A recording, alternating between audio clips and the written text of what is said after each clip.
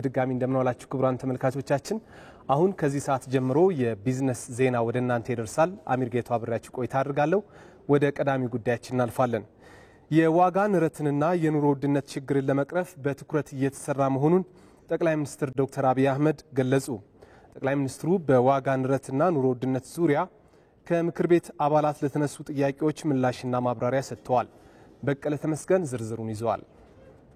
የህዝብ ተወካዮች ምክር ቤት በግማሽ በጀት ዓመቱ የተከናወኑ ተግባራትን በተመለከተ የኢፌዴሪ ጠቅላይ ሚኒስትር ዶክተር አብይ አህመድ በተገኙበት ውይይት አካሂዷል።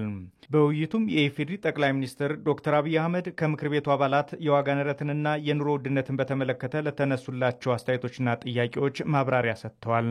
የኢትዮጵያ ገበያ በሻጭና በገዥ ወይም በገበያ አይወሰንም። ወሳኙ ስርዓትና መርህ የሌለው ደላላ ነው። ምርት በየትኛውም ዘርፍ እጥረት የለም። የዋጋ ንረቱ እየቀነሰ ሳይሆን እየጨመረ ነው። የታክስ ስርዓቱ ግልጽ አይደለም። ታክስ ከፋዩ ላይ ጫና ይበዛል። በተለይ መካከለኛና አነስተኛ ነጋዴዎች ባልጠራ የታክስ ስርዓት ተጎጂ ናቸው። ከስራ እየወጡ ነው። የዋጋ ንረትን በሚመለከት የማክሮ ኢኮኖሚ ማሻሻያው አንዱ እንደ ስብራት የለየው ጉዳይ የዋጋ ንረት ወይም ኢንፍሌሽን ነው። በተደጋጋሚ ባለፉት ዓመታት ለየት ያለ ሰርጀሪ ካልሰራን በስተቀር ጥረቶቻችን በሙሉ በኢንፍሌሽን ምክንያት ያሰብነውን ያክል ስኬታማ እንዳንሆን አድርጎናል ስንል ነበር። በዚህ ዓመት ያለን ዜና ግን የተቃረነ ነው። አምና ከነበረው 29% ገደማ አሁን በዚህ ወር 15% ደርሷል። ይህ ትልቅ ድል ነው። ወደ ኢኮኖሚ የሚፈሰው ገንዘብ ቁጥጥር ስለሚደረግበት ከዚያ ባሻገር የምርት እድገት ስላለ በግብርናው ኤንድ በተደረገው ኢንተርቬንሽን የምርት እድገት ስላለ በገበያ ትስስር በተለይ ሰንደይ ማርኬት ላይ አርሶ አደር በቀጥታ መጥተው ገበያ ላይ በሚያውላቸው ከባቢዎች አዲስ አበባም እንዳያችሁት በአንዳንድ ሴንተር ግንባታዎች ቀላል የማይባል ጠቀሜታ አስገኝቷል። ነገር ግን የዋጋ ንረት ሲቀንስ የፍጆታ ዕቃዎች ዋጋም በዚያው ልክ ይቀንሳል ማለት አይደለም። የዋጋ ንረት ቀነሰ ማለት የእድገት ምጣኔው ቀነሰ ማለት ነው። ኢንክሪዚንግ አት ዲክሪዚንግ ሬት ማለት ነው እንጂ እድገት የለም ማለት አይደለም። በአሁኑ ሰዓት የመንግስት ሰራተኛውን ጨምሮ በዝቅተኛ የኑሮ ደረጃ ላይ የሚገኙ የህብረተሰብ ክፍሎች በኑሮ ውድነት እየተጎዱ ባሉበት ወቅት እንዴት የዋጋ ንረት ቀንሷል ሊባል ቻለ? ይህ ሪፖርት መሬት ላይ ካለው እውነት ጋር ምን ያህል ሊጣጣም ይችላል? ያልተገባ የዋጋ ጭማሪ በማድረግ ህብረተሰቡን የሚያማርሩ ህገወጥ ነጋዴዎች ላይ ምን ያህል አስተማሪ እርምጃ ተወስዷል?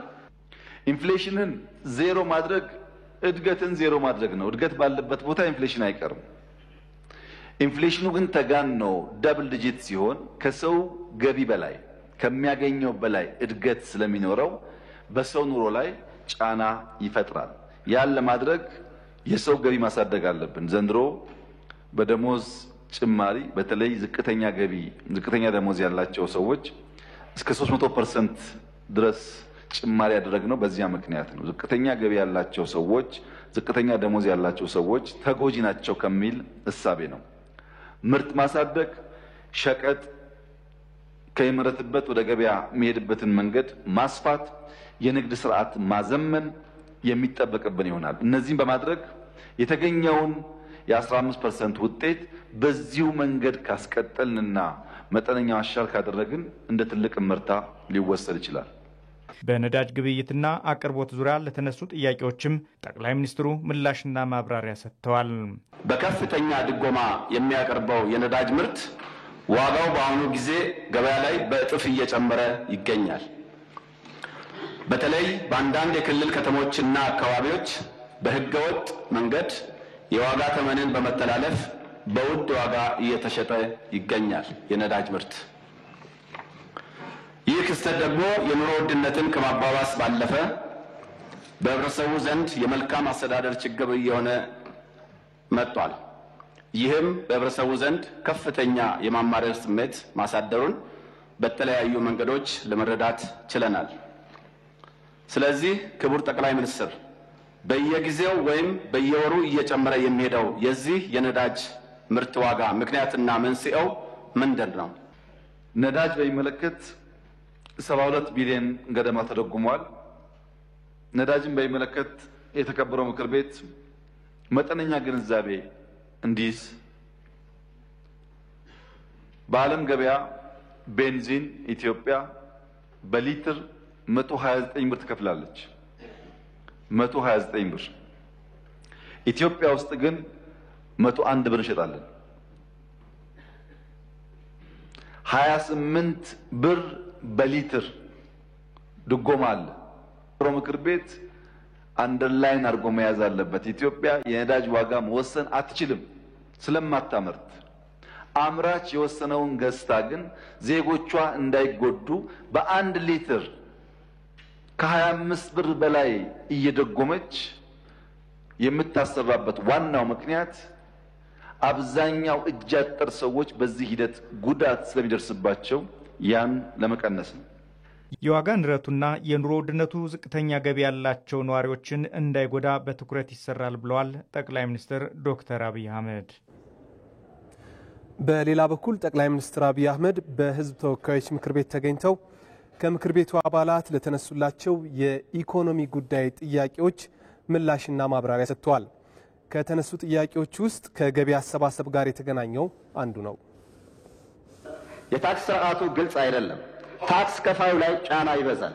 በተለይ መካከለኛና አነስተኛ ነጋዴዎች ባልጠራ የታክስ ስርዓት ተጎጂ ናቸው። ከስራ እየወጡ ነው። ሊታሰብበት ይገባል። አምራች ኢንዱስትሪዎች፣ ጅምላ አከፋፋዮች ለሸጡት ሸቀጥ ተገቢ ደረሰኝ አይሰጡም። ሙሉ ደረሰኝ የሚጠይቃቸው ቸርቻሪ ዕቃ አይሰጡትም። አንዳንድ ከውጭ የገቡ ባለሀብቶች የሀገራቸው ታክስ ሕግ ጠንካራ ሆኖ ሳለ በእኛ ሀገር ታክስ ላይ ደባ ይፈጽማሉ። ታክስ አስከፋዩ የሚመለከተው ተቋም ጥቆማ ሳይኖረው ቀርቶ ሳይሆን በአግባቡ ከመጠየቅ ይልቅ አድበስብሶ በማለፍ ቸርቻሪ ላይ ክንዱ ያበረታል። ፍትሃዊ አይደለም። ግለሰባዊ ድርድሮች ያጠቁታል። የተከበሩ ጠቅላይ ሚኒስትር፣ የታክስ ተቋሙ ሊፈተሽ ይገባል። ነጋዴው ከባንክ ተበድሮ በግለሰብም ብድር ሁሉ ሊሰራ ይችላል። ያ ሁሉ ታክስ አስከፋዩ የኔ ነው ይለዋል። ታክስ እንዲሰወር ወይም ድርድር እንዲገባ ያስገድደዋል። መንግስት ማግኘት የሚገባ አያገኝም። በታክስ ላይ እምነት እንዳይኖር ያደርጋል። ግብይትም የታክስ ስርዓቱ በጥናት መልስ ማግኘት አለበት የሚል እምነት አለኝ። አሁንም ኢትዮጵያ እየሞከረች ያለችው ከጂዲፒዋ 7% ገደማ ገቢ ለማስገባት ነው። ኬንያ ከ15.5 በላይ ታስገባለች። ከኬንያ በግማሽ ከጂዲፒያችን ነው ገቢ የምንሰበስበው እና ጫና የሚለው ጉዳይ ምክር ቤት አባላት በደንብ ታስቡበት ጥሩ ነው። ገቢ ካልተሰበሰበ በስተቀር እዚህ ጋር ገቢ ጫና አለ ብለን እዚህ ጋር ደግሞ መንገድ ይሰራ፣ ጤና ይስፋፋ ብንል አይሄድም አብሮ። መንግስት መሰረተ ልማት የሚያስፋፋው በቂ ገቢ ከሰበሰበ ብቻ ነው እና የዘንድሮ ውጤት ይበል ይቀጥል የሚያስብል ቢሆንም አሁንም ኢትዮጵያ ከብዙ አፍሪካ ሀገራት አንጻር ከጂዲፒዋ የምትሰበስበው ገቢ ዝቅተኛ መሆኑን ሁሉም በወጉ ሊገነዘበው የሚገባ ጉዳይ ይሆናል። በኢንዱስትሪዎች ላይ ያጋጥሙ ያሉ የግብአት ችግሮችን በተመለከተ ከምክር ቤት አባል ለተነሳው ጥያቄም ጠቅላይ ሚኒስትር አብይ አህመድ ምላሽ ሰጥተዋል። በዚህ ዓመት የማኑፋክቸሪንግ ዘርፍ የነበሩትን የግብአት አቅርቦት ማነቆችን በመፍታት የተሻሻለ የማምረት የተሻለ አቅም ለመፍጠር የተሰሩ ስራዎች አበረታች ናቸው።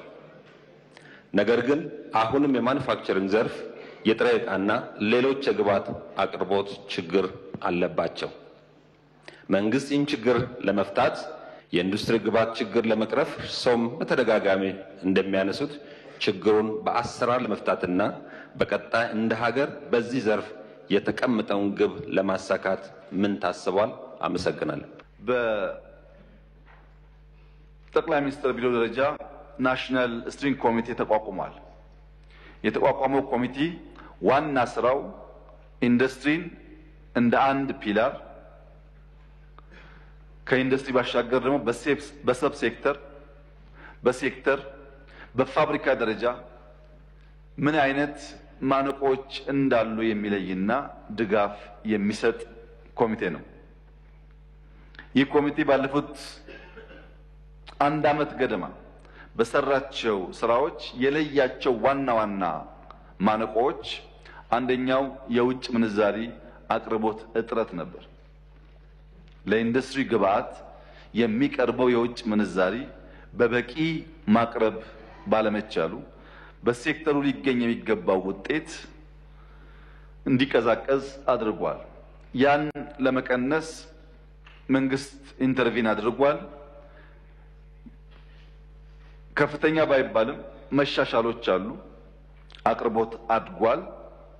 ሁለተኛው ችግር የኃይል አቅርቦት ነበር። ኢንዱስትሪዎች፣ ፋብሪካዎች ኃይል አቅርቦት ችግር ነበረባቸው። ይህን ለመፍታት በእያንዳንዱ ፋብሪካና በእያንዳንዱ በኢንዱስትሪ ስር ባሉ ሴክተሮች በተደረገ ጥናት 100% በሚባል ደረጃ የኢነርጂ አቅርቦት ችግር ተቀርፎላቸዋል። ክቡራን ተመልካቾቻችን ለሰዓቱ የያዝነው የቢዝነስ ዜና በዚሁ አብቅቷል። ስለተከታተላችሁን ከልብ እናመሰግናለን። በያላችሁበት ጥሩ ጊዜ ይሁንላችሁ።